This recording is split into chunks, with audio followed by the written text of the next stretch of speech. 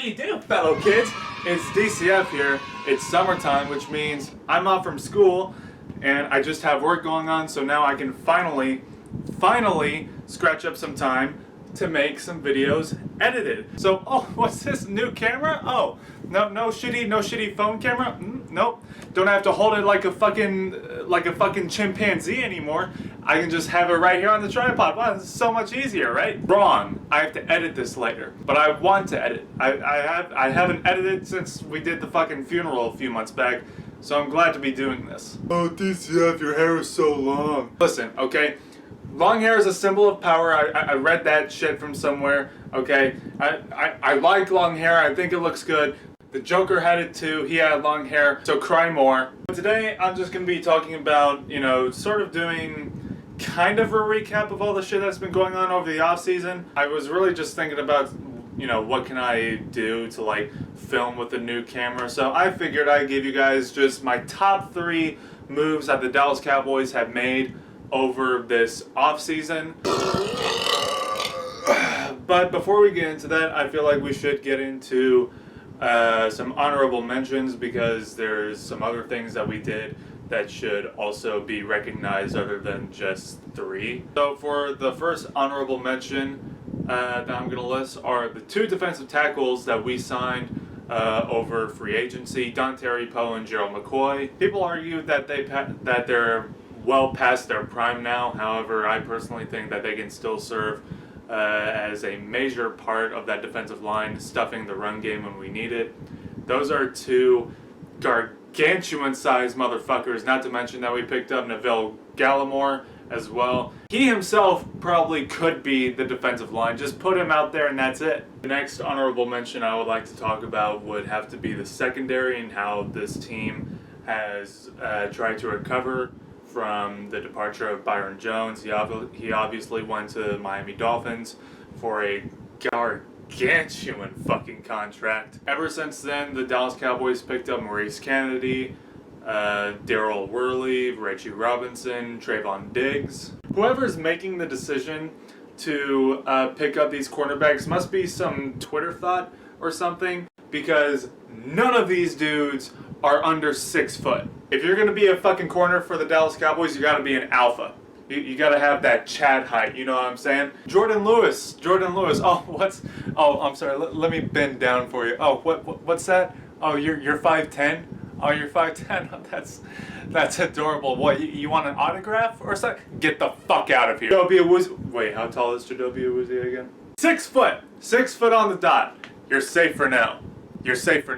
I don't know why they're going that route. Do I care? Not really. I think it's pretty fucking cool. I didn't really think it was like all that rare to pick up 6 foot corners. For the third and final honorable mention that I'm gonna name, it's picking up Andy Dalton. That was a huge move for us. If Dak Prescott holds out and we don't give him his money before the season starts, obviously it's gonna take some time for Andy Dalton to get settled and feel comfortable in this offense. But I think after that happens, it's not going to be a 2015 repeat.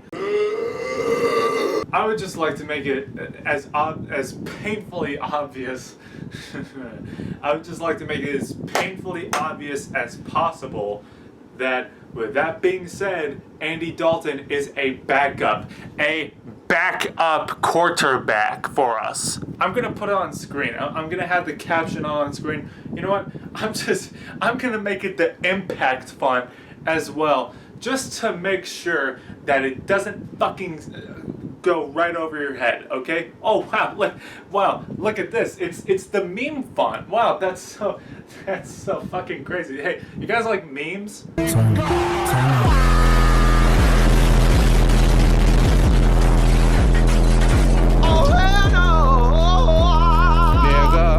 Hey, remember 2012 when you would see this shit on like cat memes, like me on Mondays? That's so funny. But anyways, actually getting into the top 3, here it is, my top 3 moves that the Dallas Cowboys made over the offseason. My number 3 favorite move that the Dallas Cowboys made this offseason, in my opinion, would have to be drafting Tyler Biadasz in the 2020 NFL Draft.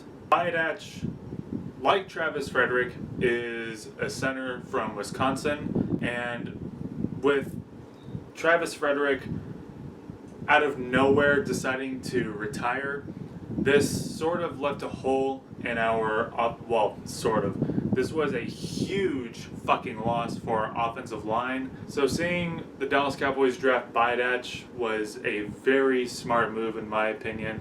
They didn't just sleep on the center need just because, oh, well, we have Joe Looney, he did good in the past. He should probably not start right away.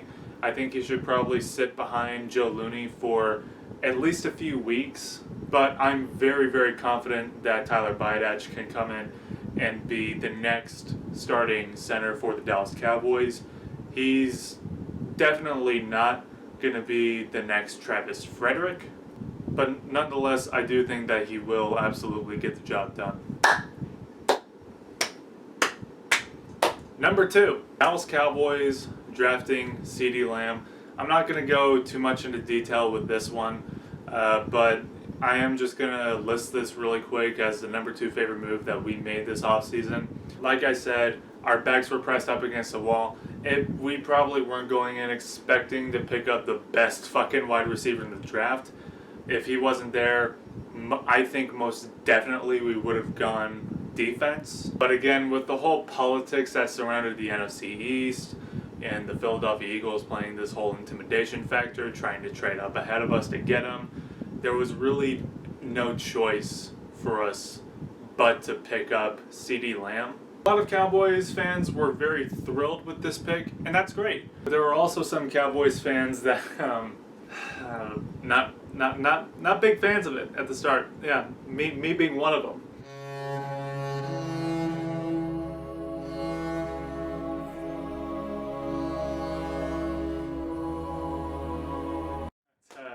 Yeah, obviously looking at the pick now, it was a very smart decision for us to pick up CeeDee Lamb. Even though wide receiver wasn't necessarily a first round need, in fact it probably could have waited until like the 3rd or 4th round for us to address wide receiver.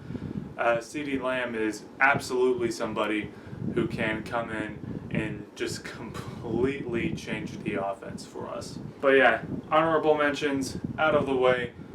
3rd favorite move, done, get out of here.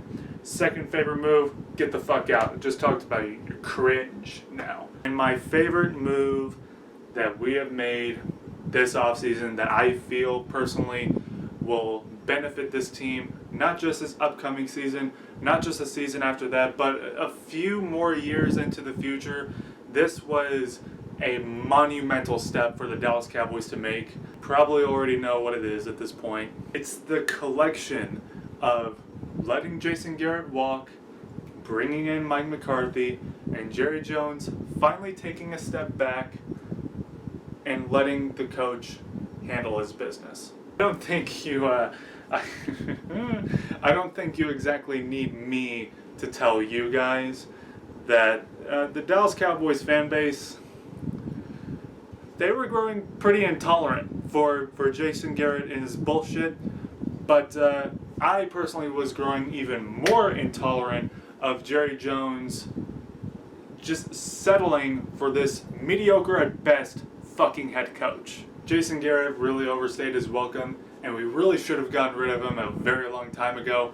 But am I complaining about that? Absolutely fucking not, because now we have Mike McCarthy, a seasoned head coach with Super Bowl experience, who has always beaten the fuck out of us. 2013, 2014, 2015, 2016, 2018? No, it was 2017. Yeah, it was 2017. I don't think that was the last time we played Green Bay, but you get the idea.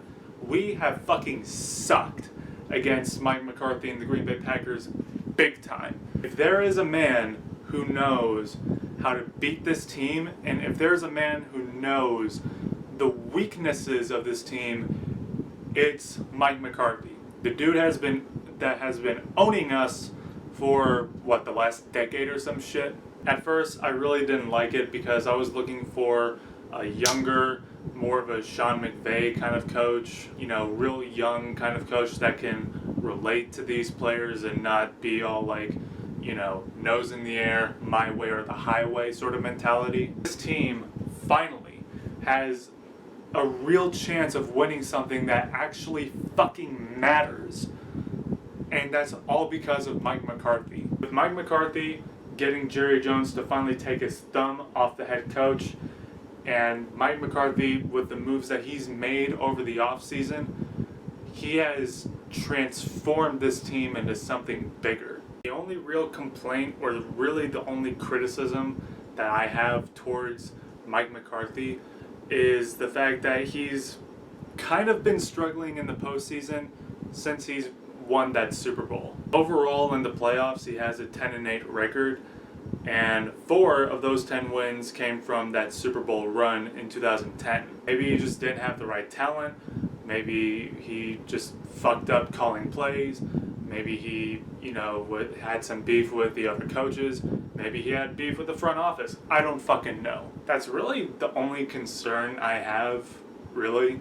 Just him, you know, staying consistent in the postseason and, you know, just keeping that fire, keeping the players fired up going into January.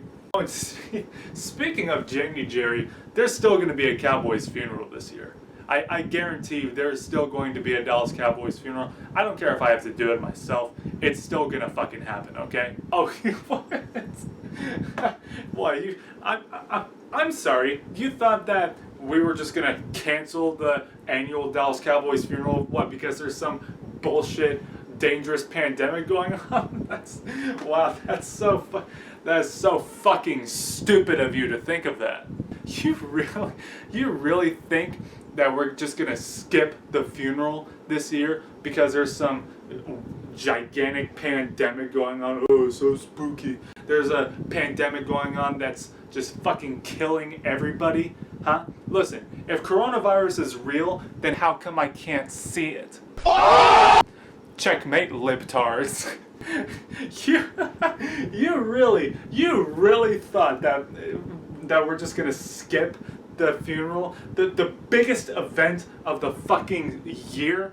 We're just gonna skip that because of some horseshit pandemic? That's so Well, hey Tony, you fucking seeing these guys? We're still gonna have that bullshit funeral, and if the Dallas Cowboys, if they make it past the divisional round, if they prove me wrong and make it past with a Jones family member running this shit team, guess you know what that means. You guys better fucking spam my comments section. You better spam that shit with DC fan, it's time to shave your head. And I will. I'll have my fucking friends do it, and I'll be losing this hair. Let me know in the comments section if there's anything that I missed, or if there are other moves that you're very glad that we made that I didn't mention. Just go ahead and let me know.